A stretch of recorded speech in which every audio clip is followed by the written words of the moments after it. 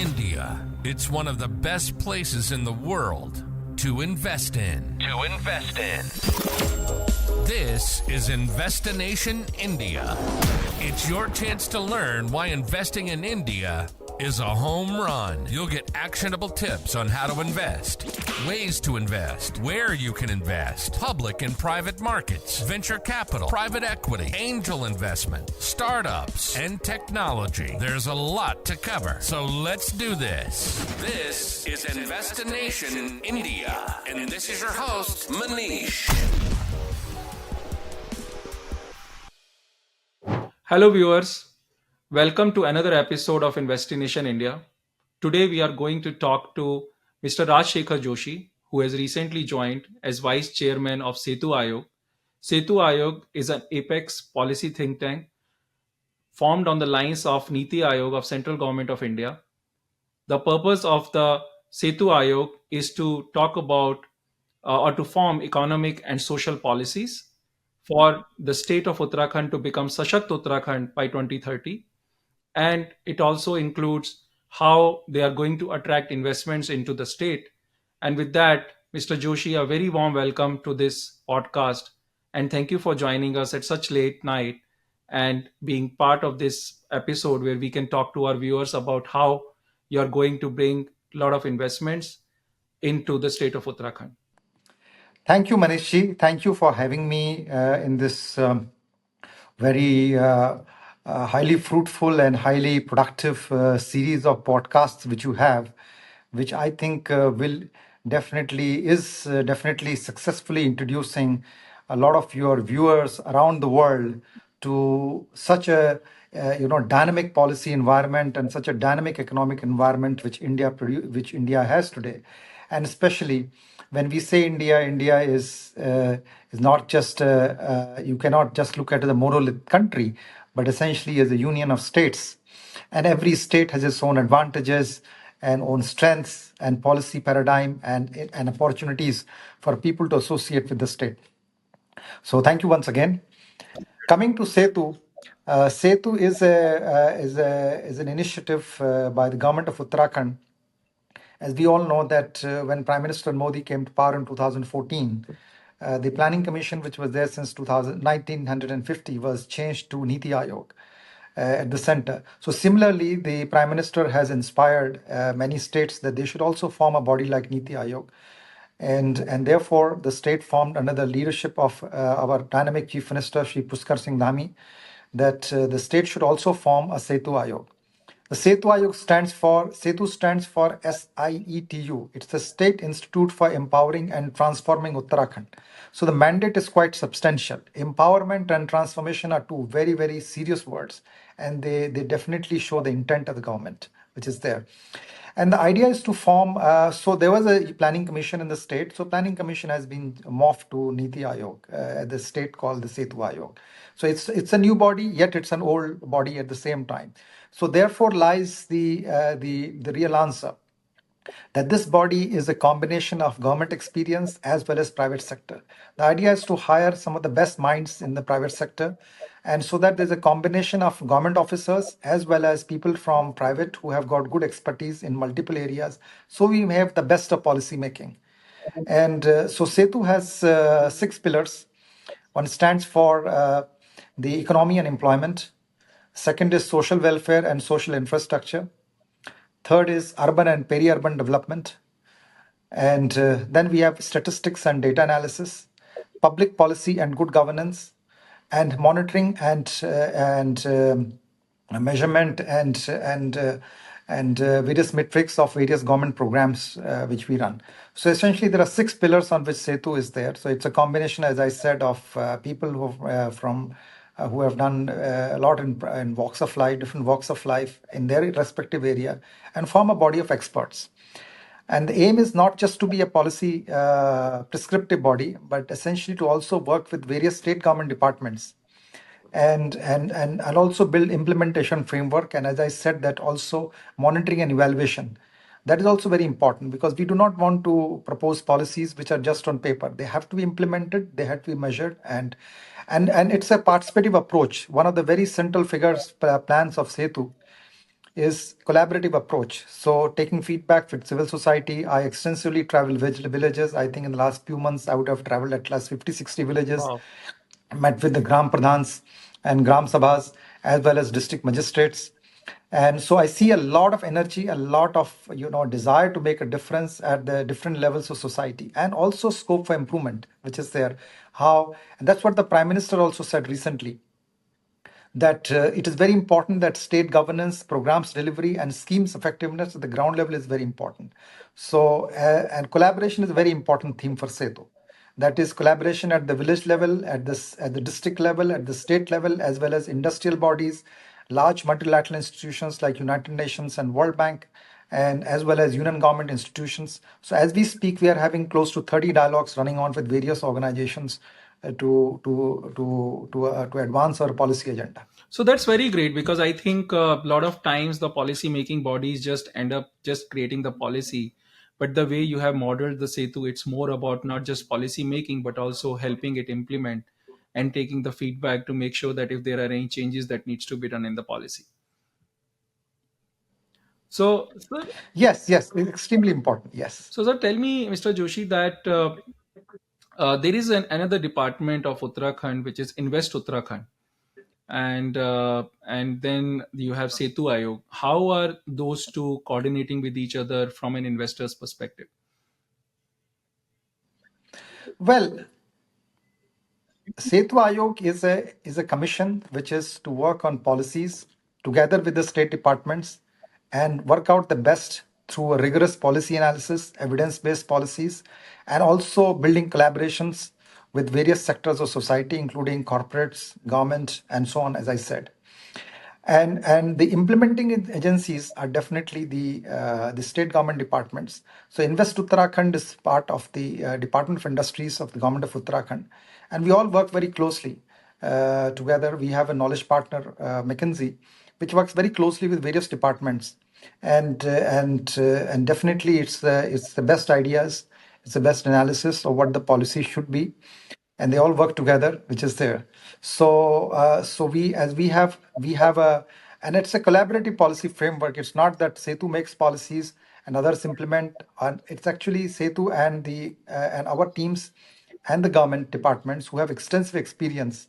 They have been working on policies, and I must compliment the Department of Industries of the government of Uttarakhand, who has worked over the years to formulate these policies together with various bodies.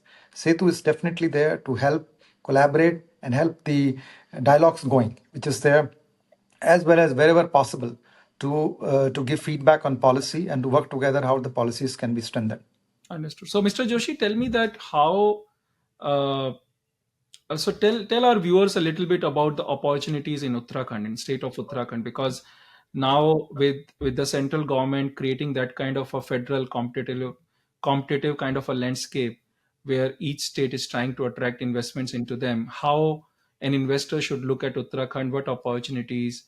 Tell a little bit about that. So Uttarakhand, like any other state in India, has certain unique advantages. Our area is around 53,000 square kilometer, and we have a population would be somewhere around 12 to 12, 13, 14 million, because the last census was 11 million, and so on. And it's a state endowed with tremendous natural resources, which is there. Around 60% of the 60 plus percent of the area of the state of Uttarakhand is forests, which is there of different types. So forests we have some of the most breathtaking sceneries, the beautiful in Himalayas. So natural beauty, scenic environments, forests, as well as we also have various very strong agriculture tradition, horticulture, aroma culture, as well as medicinal plants. So many of these are the policies. So Uttarakhand has 13 districts, and some of the districts, so it has essentially a higher hills profile, middle hills, and we also have plain areas of Udham Singh Nagar and Haridwar, which are industrial areas. So which where the industries and manufacturing presence is there. So essentially we offer multiple opportunities. One is tourism itself. I think when it comes to tourism, we have some of the very high number of tourists in the country compared to the size of the state, which is there. And there's a great scope for setting up, tourist facilities, including hotels, including homestays, including resorts. And so that is one big area which is there. Other one is wellness. And there is a tremendous scope for high-end destinations. And that's one of the focus of the government is also to set up high-end wellness destinations, which is there. And that can be a great opportunity. So tourism and wellness is one big opportunity. The second also is the what you call as a large number of MSMEs which is there, which can be set up. We also have area. We have almost all the major automotive players in Uttarakhand, including Tata Motors, including we have got Hero, we have got many other large companies who have set up their plants in Uttarakhand. So tourism is one area. Apart from that, logistics, setting up agriculture and food processing is one big opportunity in the state of Uttarakhand. We have significant amount of agricultural produce. At the same time, we clearly see there is a potential and scope for food processing sector and as well as setting up agriculture supply chain. Actually, we are having an active dialogue with some of the large players for setting up agriculture supply chain in the state, which is there. So agriculture produce is one, Ayush is one, medicinal plants, herbal plants, these kind of units, processing units, horticulture units can be set up. We have some very attractive policies. Many details can be found on the portal investuttarakhand.in. And that's one. Apart from that, we also have Uttarakhand has two great traditions. One is of education and military service. As you would have known, Yeah. we have some of the best schools and colleges are there in Uttarakhand. So good, the standard of education in Uttarakhand is quite high. So IT and ITS, as far as sectors is concerned, we are a very natural place to set up units. And actually, we are having active dialogue with many industry associations, including NASCOM and some other organizations, towards setting up these, because apart from the educated manpower which we have, Dehradun has emerged as a significant education hub in recent times. And not just this for students out there, but also for as a catchment area for Western Uttarakhand, for Western UP. So units can be set up, especially when there is a growing trend among many large software development companies to set up units in tier 2 and tier 3 towns. So IT and ITS services are a great investment opportunity.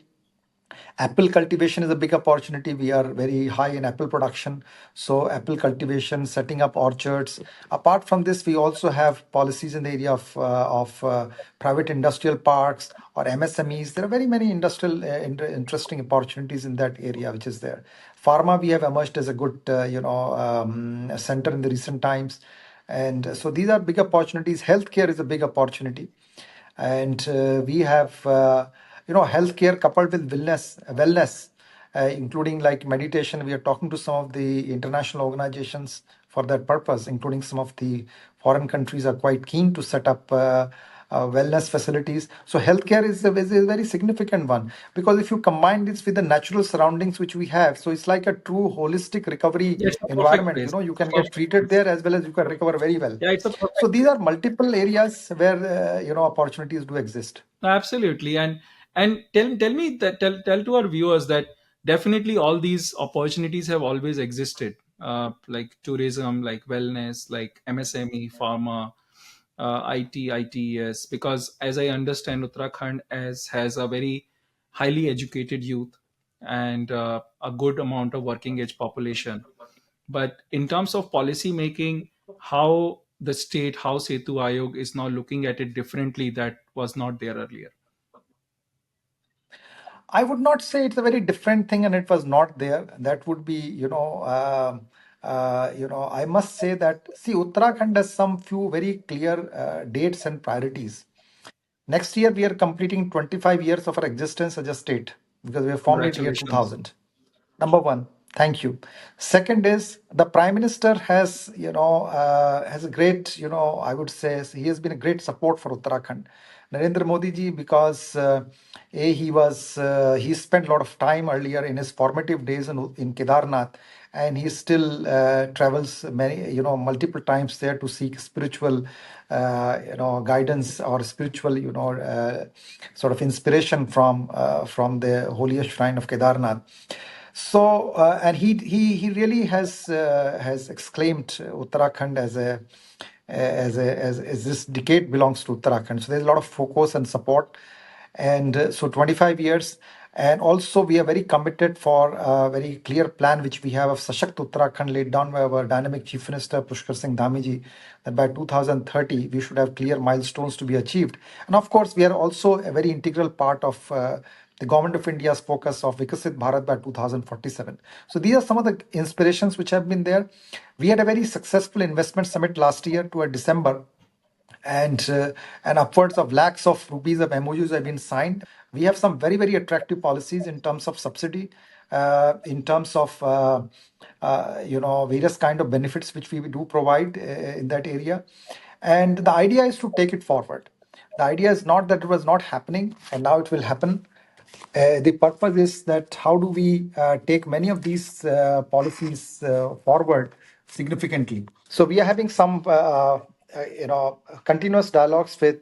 We are in continuous dialogues with some of the largest organizations in the country, whether it is the multiple companies of Mahindra Group, Tata Group, Jindals, and so on and so forth, which is there, and also international organizations. So, the purpose of SETU is to make it more and more comprehensive and holistic, and reach out to various collaborators and work together with them and the government departments, including, for example, we are having multiple dialogues with United Nations, World Bank, as well as various foreign countries. I would have met recently the ambassadors of the representatives of the German government, the Taiwanese government, the Japanese government, the British government, the Danish government. So the idea is to strengthen it further, really. Yeah. No, so I think that is very helpful. So in terms of, you talked about certain subsidies and certain policy level initiatives that you are doing, and I think for our viewers, I think the best part is there is a, with the implementation of Setu Ayog, there is more feedback, more discussion with all the stakeholders, and more smoothness in the implementation of policy that Setu Ayog is bringing or trying to implement. But can you highlight some of the policy level changes that have recently happened, which an investor who's looking to invest into Uttarakhand can really take advantage of? And you can take few of the sectors which you mentioned, and that will help our investors or our viewers to understand that definitely there's a lot of opportunity in tourism, wellness, pharma, but are there some policy level help also which is recently happened which they can take advantage of? Certainly. I think let me start by the various sectors. For example, we have the tourism sector. So tourism sector, we have really focused on creating tourism circuits and destinations along with support infrastructure, as well as leverage the private sector investments.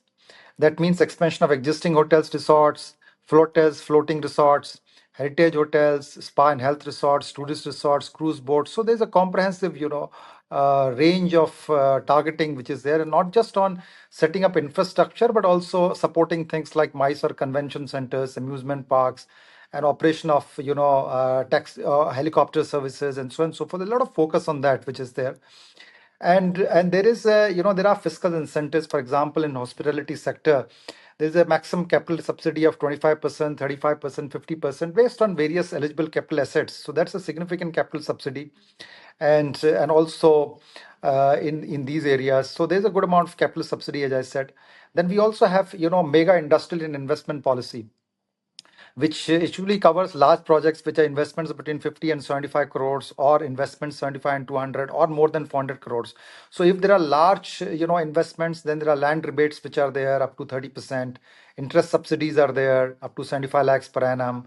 Reimbursement on SGST, electricity duty. So there are various kinds of policy incentives we do provide, which is there, including on MSMEs also. For example, MSME also, if somebody sets up, which is like a micro unit which is up to 1 crore investment, small is up to 10 crores, medium is up to 50 crores.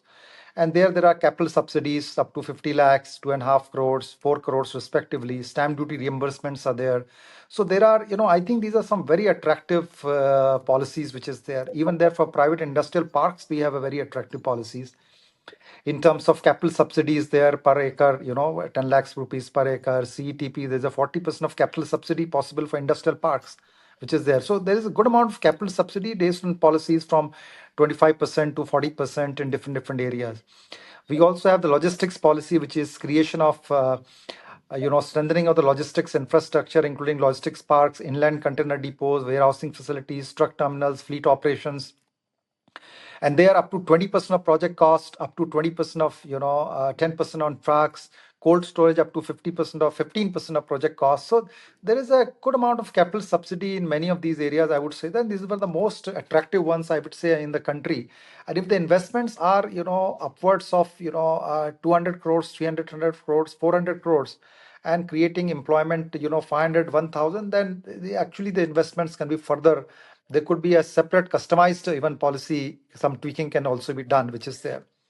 We have the Ayush policy, which is towards drive investments and private sector participation across the 5 segments of the Ayush ecosystem, which is cultivation of medicinal plants, Ayush manufacturing medicines, healthcare, wellness, and education and research.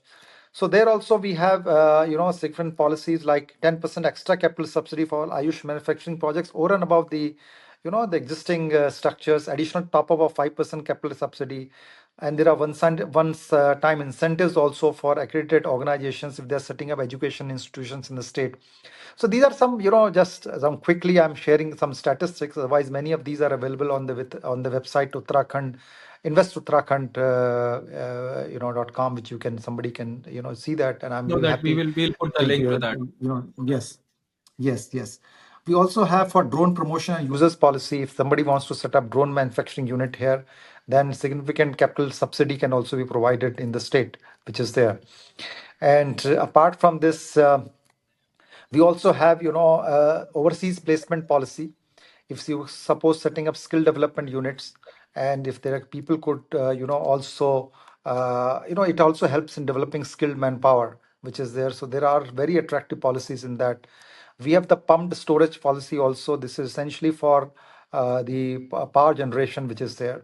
Because pump generation Uttarakhand has a significant potential in the area of pump storage, and we have some very significant large investments which are being talked about in the state today. So there we have attractive policies. And apart from that, as I said, advanced development of apple cultivation, increased, so there is a program for advanced development and apple cultivation. How can we increase the productivity of apple orchards in this? If somebody wants to, we have very good climate for this. 60% subsidy on establishment of high density apple orchards. Is that also a policy which is there? And so these are some of the, farmers can apply. Then we have the aerospace and defense industrial policy also to create end-to-end ecosystem for aerospace and defense sector. And there also, if the units, if there are investments, the range of 20%, if 10 crores or so and so forth, then 20% concessions, reimbursement, 100% exemption for first 5 years from date of of electricity duty. So there are various kind of incentives that are possible.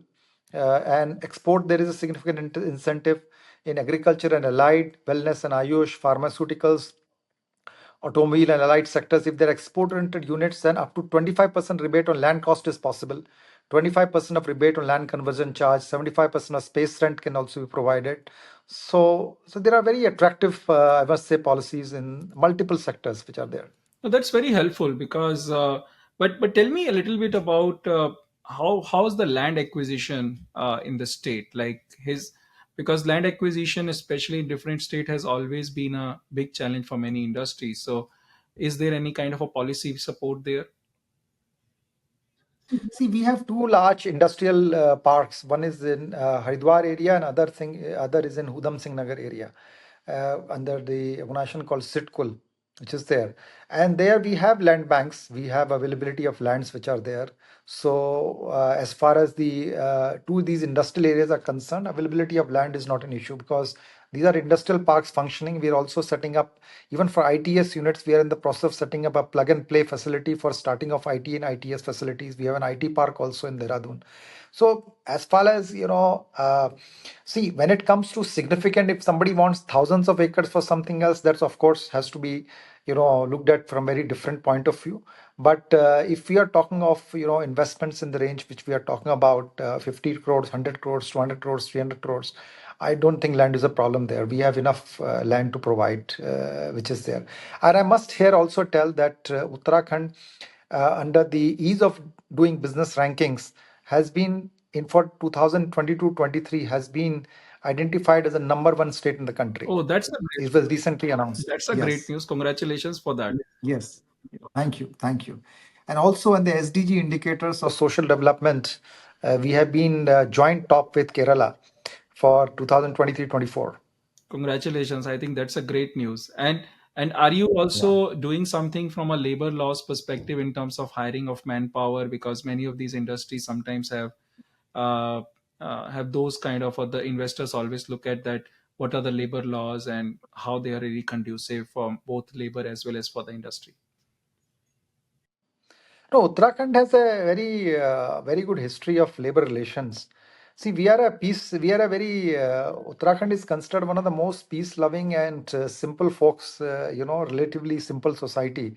So coming to this, our automobile plants at Tata Motors or the builders have large plants they all have been functioning without any kind of labor unrest or industrial issue for years.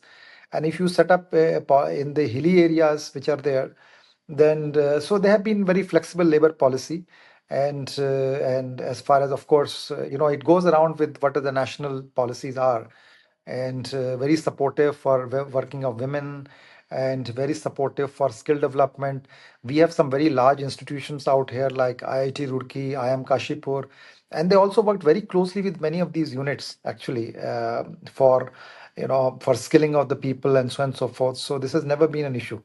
No, that is very helpful. So I think for all the investors who are looking to invest, they have a good land availability, they have good labor relationship, and I agree with you because I have never heard anything like a labor relations problem having in any industry. So I think there are a lot of big industrial houses which have also invested a lot, like Reliance, like Tata's. Can you tell me a little bit about this entire vision of Sashakt Uttarakhand 2030? Yes, so it is a Sashakt vision has been laid out by our Chief Minister, Shri Pushkar Singh Dhami ji. And the idea is to have an empowered Uttarakhand and increase of the state's GDP in the next 5 years. That's a big goal which we have. And also be a leader in SDG indicators, which we continue to be. And also, as far as policies are concerned, doubling of the farmers' income, as well as in agricultural produce and in in tourism area, being one of the leading states in the country. So Uttarakhand is very well known as a already a leading tourist destination in India. The idea is to also be a leader in wellness, a leader in high-end tourism, and also have global investments into it. And also at the same time, we must also not forget that Uttarakhand is considered, the land of the gods, and some of the holiest shrines of the Hinduism are also out here in Uttarakhand. So our cultural sensibilities are also very important. So we want to really be on a model which also is something which is so the wellness, meditation, and this kind of tourism, and also prestigious chains like Tata's and others, that goes very well along with our values which is there. So doubling the state's GDP and the per capita income, as well as be a leader in the segments which we are naturally endowed with, are the key goals of Sashakt Uttarakhand. Absolutely. And do you think that there are any risk or anything that an investor who's looking to Uttarakhand he should be aware of, or like one you mentioned that cultural sensitivity, the spiritual part is very important for any investors to look at when they're investing into the state. But is there anything else that you would tell the investors that where they should always be? Because I think always investors look at that, okay, this is the opportunity, but what are the some of the risks that I should be aware of? Well, I don't foresee any such risks as such, which is there, and because Uttarakhand always a very stable policy, stable polity. Also, we have a very stability of governments. Governments generally have in Uttarakhand have completed their tenure, so there's been a policy stability in the state, which is there. There is a great amount of support from the center. The Prime Minister has Uttarakhand in his heart. I must say that.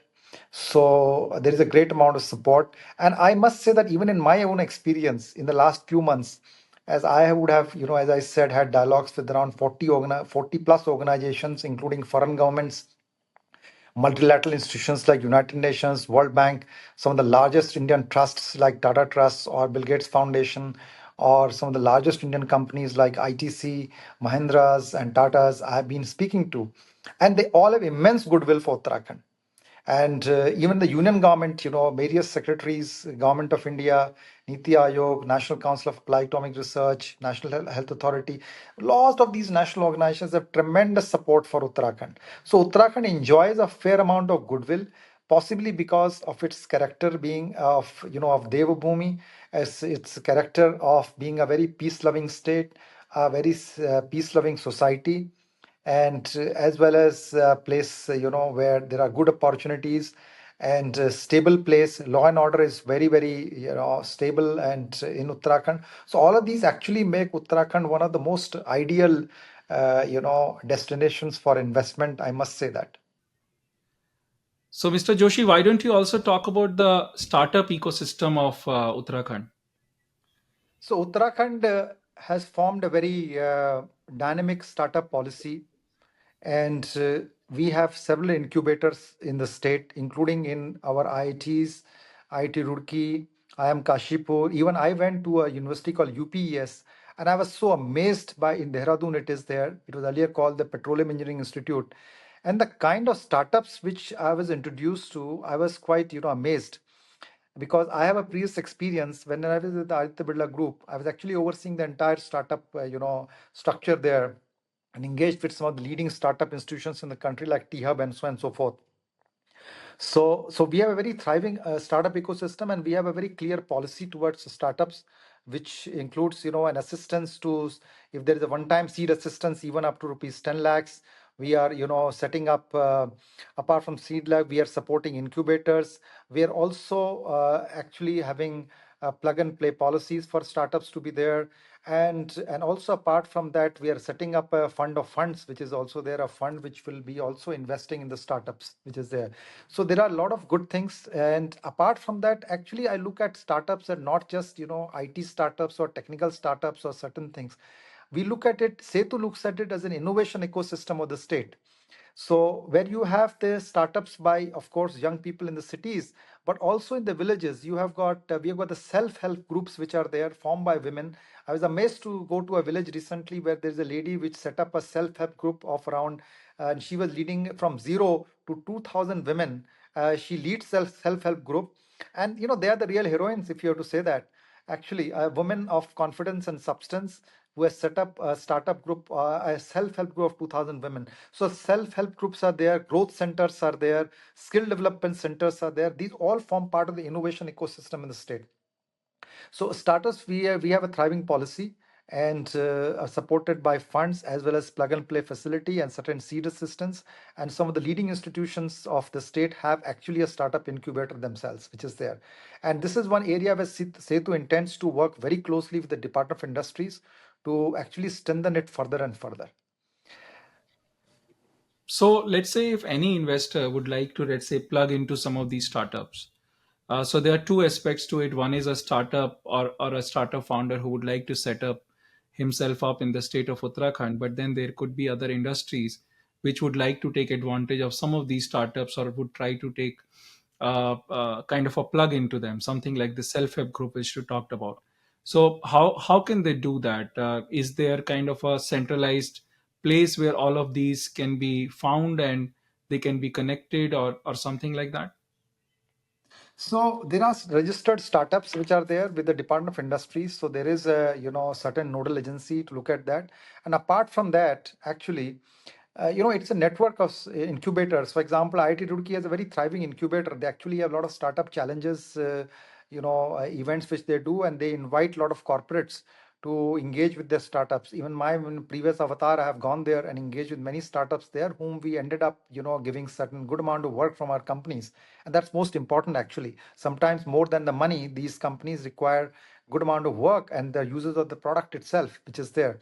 So that is there. As I said, I am Kashipur has, UPS has, and I think UPS is a very interesting model itself. Actually, they as an institute they also have investment into startups, and as the valuation grows, the institute also benefits a lot. So there are institutional arrangements, there are institutional connects through which this organization can go to, and we have there's a startup hub ecosystem in the industries department. Understood. And why don't we also talk about, because I think there's a lot of good goods produced which come from Uttarakhand, which are like say, organic in nature, and that's also a very thriving ecosystem in Uttarakhand. Yes, so this is a very interesting dimension because I went to the district of Bageshwar and I was speaking to DM, district magistrate, a very young, dynamic IS officer, and she told me, Anuradha Pal, and she told me that their district is actually default by default organic because there is hardly any use of fertilizers in the hill districts of Uttarakhand. So by the very nature of the environment and by the very nature of the practices, we are for all practical purposes organic. And of course we are moving towards that, how can these certifications be more regularized? So that's one part. And to leverage on the various kind of one district two product schemes which we have and various local produce, the state has also promoted an organization called the House of the Himalayas, which we actually recently, for there was a event launch which was attended by none other than the Prime Minister himself. So there is a body called the House of Himalayas, and it is an organization which is sort of aggregating these products, providing a channel for the sale of these products, branding. See, because many times you need the branding, you need the supply chain outside, you need the sales network, and so on and so forth. So the House of Himalayas is a brand which we are very actively promoting, and it is by the government of Uttarakhand itself to channelize these local produce of whether it is honey, whether it is we have got various forest cultural produce, and we got handicrafts and so on and so forth, and providing them branding support, channel support, and as well as e-commerce based support to be sold across globally. Very soon, I think this is going to be our organization is being strengthened, and it has already started functioning. In fact, I think that's a great idea because sitting in US, a lot of the investors may just like to use the support of House of Himalayas to procure products which are of good quality and create a kind of a distribution channel in this part of the world. Yes, absolutely, I agree. Thank you, Mr. Joshi. I think you have answered all the things very well. All the investors who are looking to invest into this place, they should be very excited. I'm very excited that this is happening in Uttarakhand, and it has full support from the central government to really make sure that the Uttarakhand grows and it becomes Sashakt Uttarakhand by 2030. And I wish you very, very best for that. With that, anything else that you would like to add to our viewers? So, no, thank you so much for this engaging conversation. And see, Uttarakhand is as I said, completes 25 years next year, and has a very clear policy aim under the leadership of our Chief Minister, and who is also the chairman of SIETU, which is there, as the Central NITI Aayog is chaired by the Prime Minister, State NITI Aayog is chaired by the Chief Minister. And so there's a lot of support. And I'm very, very enthused about the kind of dialogues which we have been having, and the kind of support even internally in the government has, the society has, and so on and so forth. So I would definitely welcome your viewers to engage in a dialogue with Uttarakhand, engage in a dialogue with us. And I must say that you will not be disappointed. Thank you, Mr. Joshi. Welcome. Welcome to Uttarakhand. Thank you. You've been listening to Investination India. Manish has been a banker, having worked in India for the past 20 years, getting to know investors across the globe, encouraging them to invest in India. Having graduated from IIT Delhi and IIM Calcutta, Manish is the perfect person to learn to invest in India. We hope you've enjoyed the show. Make sure to like, rate, and review. Take care, and we'll see you next time on Investination India.